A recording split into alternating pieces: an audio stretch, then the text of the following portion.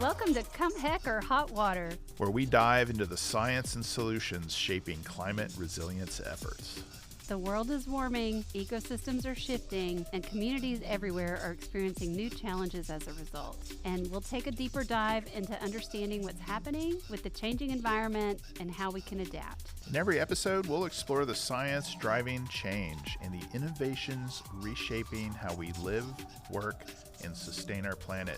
Each season, we're going to be tackling pressing issues, talking to the experts shaping the innovative solutions that will keep us moving forward, come heck or hot water. We'll break down what's happening, why it matters, and how you can be part of the solution. Let's jump in and figure this out together.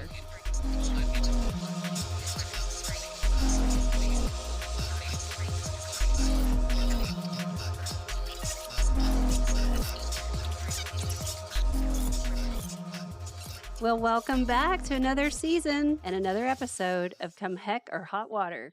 The main topic for this season is flooding. And in this episode 2, we're going to talk about flooding and flood planning in Texas.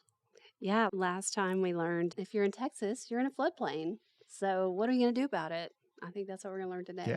Yeah. And, we're known across the country for the water planning we do, the regional water planning we do. And so that helped inspire regional flood planning. It's been a good process, and I think it's been a good process for flood planning as well. Yeah, let's hear all about it.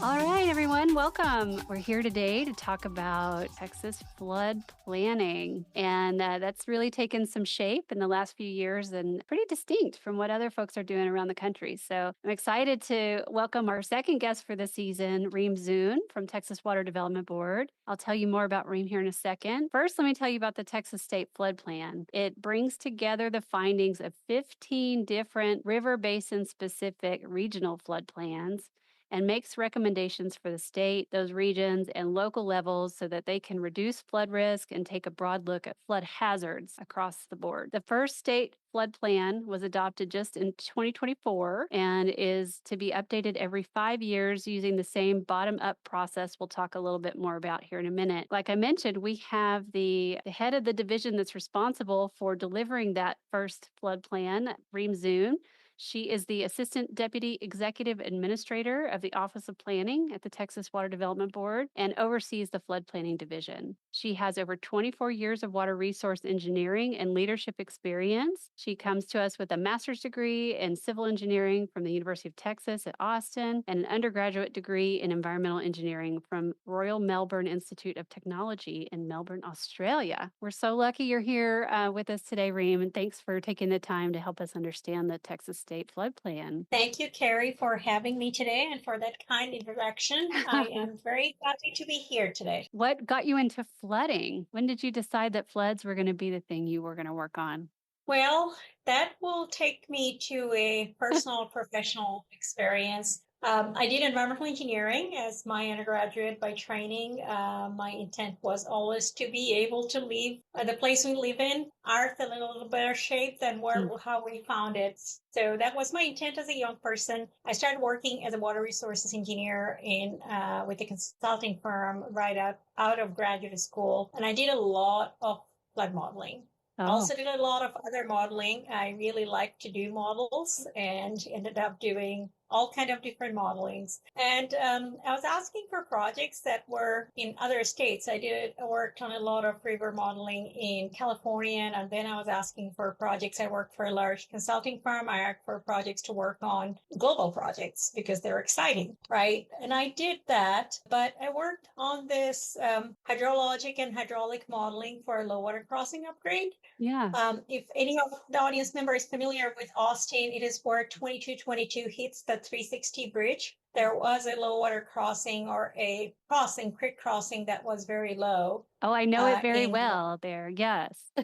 Yes, right next to Lakewood Drive there. It used to flood all the time. It's actually TxDOT crossing, although it's within the city of Austin city limits. Yeah. So I had the opportunity to work on that flow water crossing in my early career. And what was different is I could drive to it. I could take pictures. I could see what was going on. So I already enjoyed doing that. So 20 years ago, 25 years ago, that crossing was about 20 feet lower. As I was finalizing my H&H report, I went out there. There was a storm the next morning to take a picture so I can put the cover of my report. As I came back to the office, I learned that the storm that happened last night that made news, somebody lost their life on that low water crossing. Wow. That left a profound impact on me as a young engineer. And you asked me how I got into flood. Yeah, that's That's amazing. what got me working in, like, I really wanted to work on flood related project. I unfortunately had the ability to see firsthand that how work we do actually saves life. Every now and then I would share this story with my folks or people I work with or at conferences, tell them that we do planning now. I do planning. So I don't go build projects in the field, which I used to. I'm an engineer by training, but I know from my career firsthand that the work we do save lives. Every time there is no news, I'd like to think that we did the right thing. So that's why there is no news. We work to not make those newses. I love So that's that. what brought me to flood. And that also eventually brought me to public service. Public service allows me to see local project, now statewide project more closely. Thank you for sharing that. It really brings into focus, why planning matters, right? And why modeling matters and engineering matters. And so thank you for sharing that story. Let's talk about how that all came to inform the state flood plan. So tell us about the Texas State Flood Plan. Why is that a big deal? So I would proudly say that this is first of a kind. We have been approached by various states at various times. And during the development of this first state flood plan and regional flood planning process, we were just often had to be running. We didn't have time to stop and talk to other states as much even. But now we do, and we have been touching base with other states and just sharing experiences, right? Texas is now referred to be one of the leading and pioneering effort of a statewide flood planning. So I'll go to how do we plan? It's river basin wide or watershed based. It's a bottom up approach. It's a statewide 5-year planning cycle. So those are the three key pieces. The bottom up approach is, I feel like, is really key in what we have done. It brought in local leadership, local knowledge to implement this. We provided the science, we provided the backbone, we created the rules, we came up with the scope of work, what needed to be done.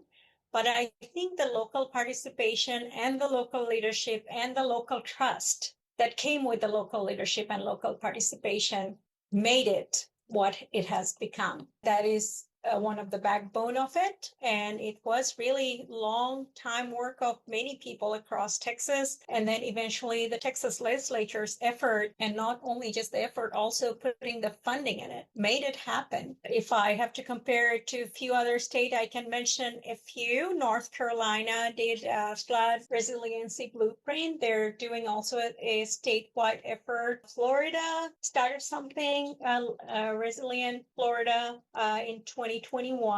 Oklahoma legislature passed a very similar bill to Texas bill. I was informed that they essentially copied and pasted Texas's bill, made the Oh, that's Oklahoma so version of it. Oklahoma, isn't it? Yeah, but there wasn't enough funding behind it, so they take it to a certain stage. But I think we are thankful for the resources. Our Yeah. need is even much greater. I think we'll get to it during this podcast. Yeah.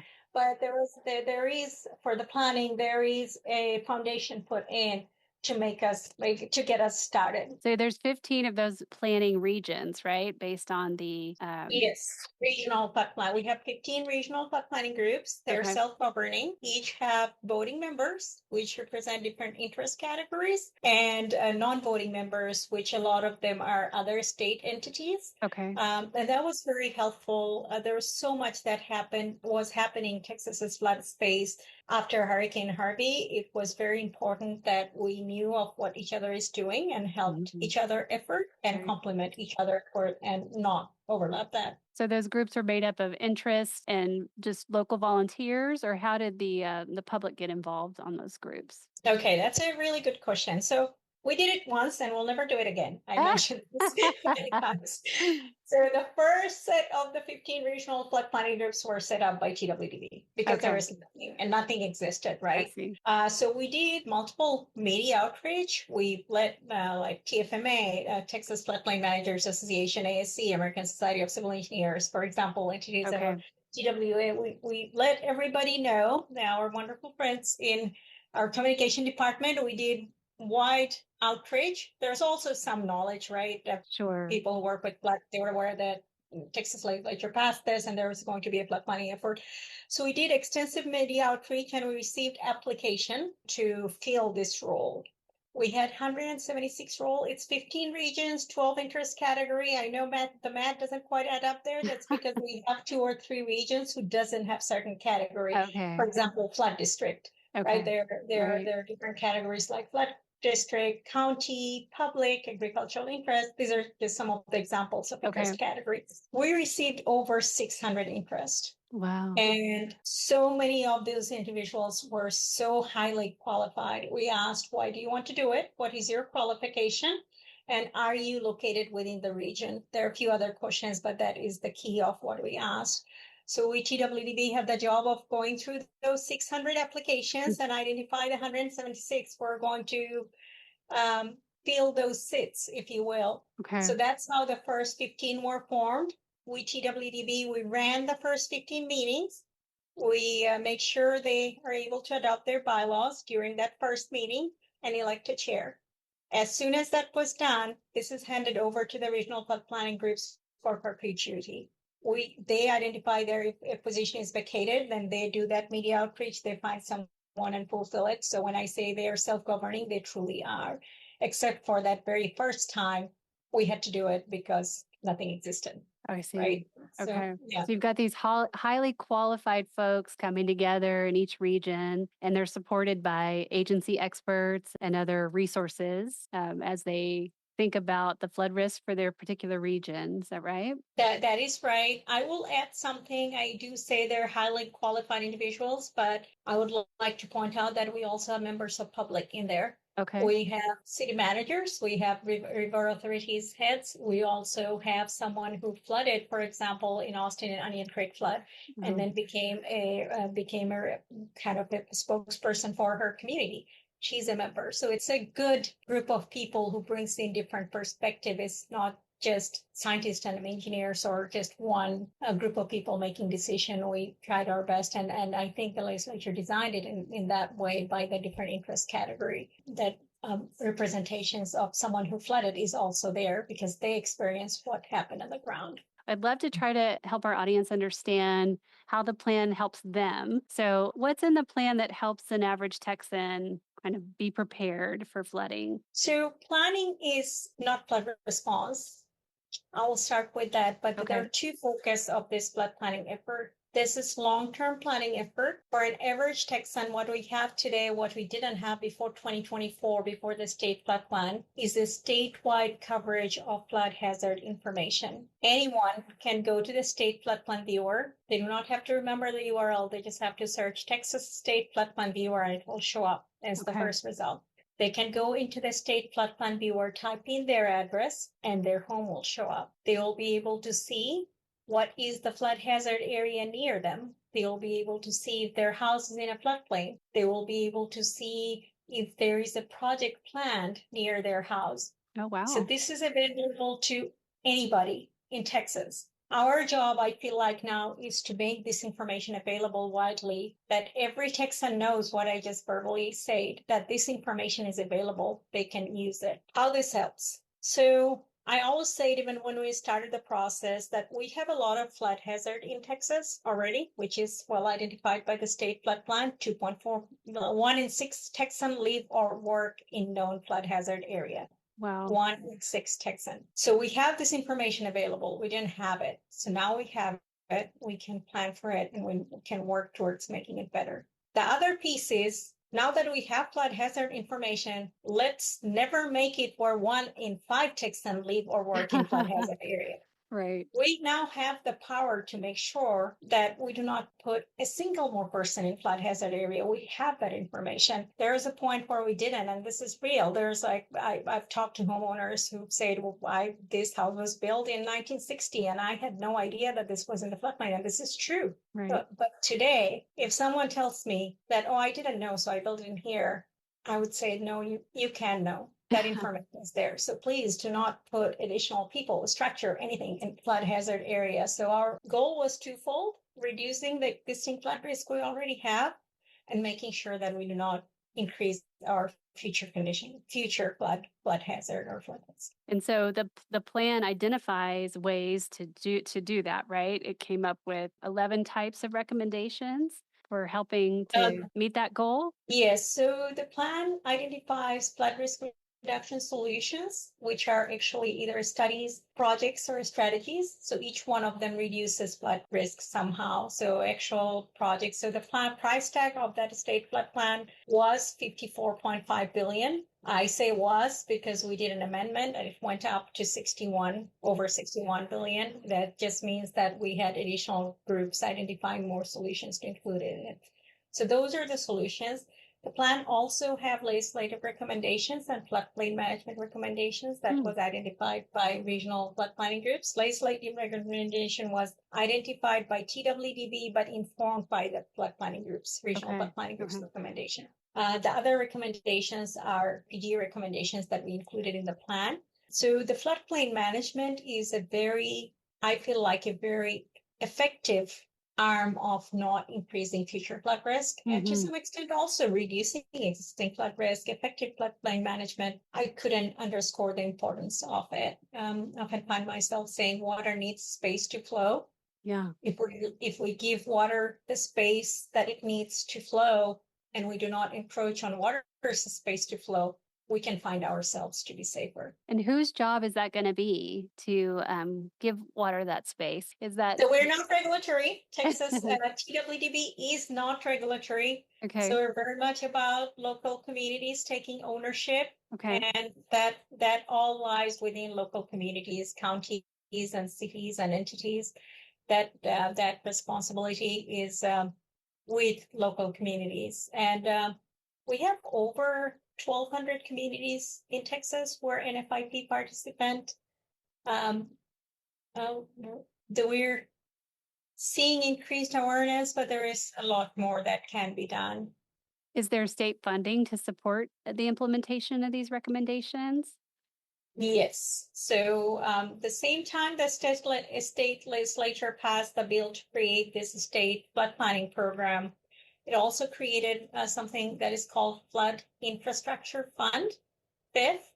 FIF is being funded since about the same time that this started. I think the first sets of board commitment we may have done in 2020 or 2021 timeframe. We have funded a significant amount of projects and studies through the FIF fund, and we continue to fund it. There is a requirement. This is very much like our water planning process. I haven't mentioned this yet, but the flood planning process was designed after our very successful water planning process that Texas has been at it for 30 years now at this point. Right. So that was very helpful because they have worked out the administrative side, what works and what doesn't work. And we had the benefit of taking that lessons learned and implemented in flood planning. So much like water planning, recommended solutions have to be in the water plan to be funded by SWIFT funding, which is a state fund. So flood planning has the same requirement, and that was again set by the legislature. To be eligible for flood infrastructure fund, you have to be in the state flood plan. To be in the state flood plan, you have to be in the regional flood plan because we do not add anything. It's a bottom-up approach. Okay. So if the planning groups put that forward as a recommendation in the regional flood plan, we just bring it together in the state flood plan. Okay, so it sounds like the local communities have been able to influence the projects that get included in the plan, and then they're able to come forward and apply for funding to implement. Is that right?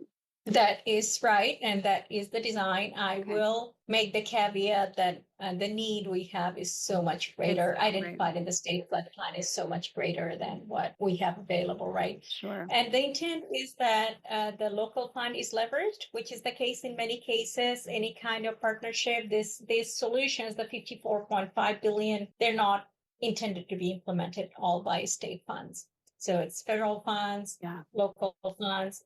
I'll also point out that out of that 54.5 billion, about 24 billion is the Galveston barrier, also known as the Ike Dike. So you could take that 24 billion out and then think of what the That's the statewide rest need of the is. state. Okay. That's very interesting. Yeah. So you said the new amended amount is about $61 billion needed to implement That is correct. this 2024 plan. But Mhm. what do you think the cost would be of not implementing it? Yes, I'm glad you asked that. There has been, and we refer to it in the state flood plan. I will not be able to give you a round number, but I can tell you that there has been research after research that shows that not implementing a solution, the planning and preparation is 4 to 6 times less expensive than what the cost is Wow. after a flood disaster happens. Harvey is a good example. Oh, right. We're still recovering from Harvey, right? Yes. Yeah. Yes. The cost estimate of that, we don't have to look far for an example. Yeah. So there has been a lot of research that indicates that the planning and preparation cost, the cost of recovery effort is 4 to 6 times more expensive than planning The planning and preparation effort. Wow. Well, so your plan is 2 years old. Are you already starting to think about the next one? Yes, we are. We're perpetually planning at Texas Water Development Board. So we're in the second cycle. All the Okay. planning groups are in their second cycle. During the first cycle, they had hosted over 500 meetings, 550 meetings in 2.5 year period. I'm going to that number to give you a sense of. So for the Wow. second cycle, I think we're about 200 mark now. Wow. So yes, we're fast and furious, very much in the middle of the second cycle planning. And once that is done, then we'll go to the next state flood planning. We also started a new effort. During the first cycle, we noticed that I talked about the requirement of that the solution has to be in the state flood plan to be eligible for FIP funding. And we are realizing that we have many communities in Texas where their city manager is their floodplain administrator, is their librarian, one person job, sometimes 2-3 people job, right? Yeah. So these are small communities. So they didn't know where to start. They didn't know how to put those projects in the plan. So we identified that. We requested for resources from the legislature. It was approved. So finally, we are just starting that process of doing studies for these rural and small communities. Oh, terrific. It's identified, going back to our bottom approach. These studies are identified by our planning groups. So they identify them, they give us a list, and they tell us, do this first, do this second. And then we are getting it done at TWDB because we do not have the engineers. We are providing that resource. And our goal is to have 30 of this done in 1 year time. Wow. And get it back to the planning groups. Oh my and gosh. hopefully allow some of these communities to include some of the solutions in the plan. Your plate is already full. 2 quick questions before we wrap up. How can local folks like me engage in the planning process? Are the meetings open to the public? The meetings are all open to public. Yes. All right. Every single meeting is open to public and subject to Texas Open Meetings Act. So anyone can go and learn what they're doing. Encourage your local community to participate in it. We hope that by now most communities are participating across Texas. They're aware of it, but more the word is spread and more people participate is what makes it more effective. Great. And then I just love to close by asking, is there one thing you'd like our listeners to take away from what we've talked about today, or just to feel better prepared for flood? I'll say 2 things. We have flood hazard information for the entire state of Texas. Please go and search up your home and look up your flood hazard is and know. You may not have anybody, your neighbor might. So please do that. Please do not build in the space where water needs to flow. That is the high flood hazard areas. And if you have ways to encourage your neighbor, someone to not build in the flood hazard area in floodplain, please do that. Thank you, Reem, and thank you for your public service. Thank you for having me. This was a pleasure.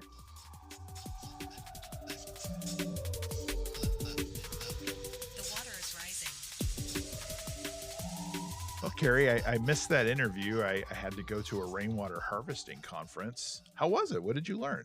Oh, it was fantastic. And we missed you. We missed you, Robert. I miss being there. Yeah. Well, here's what you missed is that we have this very impressive state flood planning process Nice. like you mentioned in our intro, really mirrors the spirit of our state water planning process, which is kind of world renowned and very successful. And I guess one of the things I learned was that now there's some resources coming to implement this plan, and local communities are getting to influence what kinds of infrastructure will be put in, what kinds of, habitat restoration opportunities might exist, and like where the investments should go to help us prepare for floods. So cool. And our last season, we had Sarah Kirkland that talked about the $20 billion. So that's available too. I think Reem talked about that. So to make up for my absence, I have the fun facts. Okay, good. And this actually comes from the state flood plan that's available on the Water Development Board's webpage. And our previous episode, we talked about everybody's in a floodplain. Like when I was at the board and had flood. I worked with the flood group. They would tell me everybody lives in the floodplain, but there are defined floodplains, right? The 100-year, 500-year floodplain. And so the state flood plan and the executive summary notes that almost 25% of Texas is in either the 100-year or the 500-year floodplain. Wow. So that's amazing. So, there's a 1 in 4 chance that you are in floodplain across the state. Another interesting statistic is that there's almost 6,258 hospitals, emergency medical services, fire stations, police stations, and schools within the 100 and 500-year floodplains. So this is a serious thing, even for our emergency services, as well as for the children. So, and chances are, like, you're affected by this, you know, right? So go look at that floodplain viewer that Reem mentioned. We'll put a link in our episode notes, and you can go in and see for yourself if you're in one of those or something you count on is in one of those. Their links we'll put down there. The Rural Water Assistance Fund information sheet will be there, and a link to the flood plan process where you can engage and influence where these resources go in your local community. Thank you so much for filling in for me. Actually, filling in, you took the whole effort on to interview Reem. I know she's a joy. Yes. But I'll notice this, that rainwater harvesting has a flood beneficial component to it, because if you're capturing rainwater into a tank, then that's water that's not rushing off the surface and amplifying floods. So, well, thank you for doing your part while you were away. We missed you, and we'll see everybody back here for the next episode, which is going to talk about flash flooding in Texas and why we're very special. Yes. So be safe out there, everybody.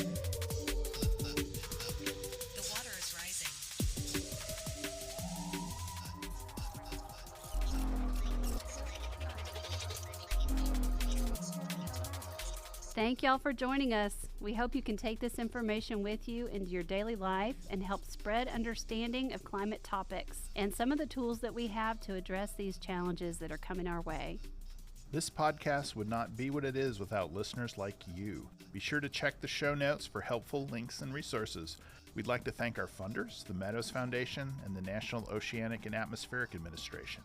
Come Heck or Hot Water is a production of the Meadows Center for Water and the Environment, a research center at Texas State University in San Marcos, Texas. This podcast is produced by our science communications team, made up of Sarah Wingfield and Anna Huff. To learn more about the Meadows Center for Water and the Environment, we'd love for you to visit our website, meadowscenter.txst.edu. I'm Carrie Thompson. And I'm Robert Mace. No matter what comes, heck or hot water, we'll be here to explore resilient solutions for this changing world. Thanks for listening.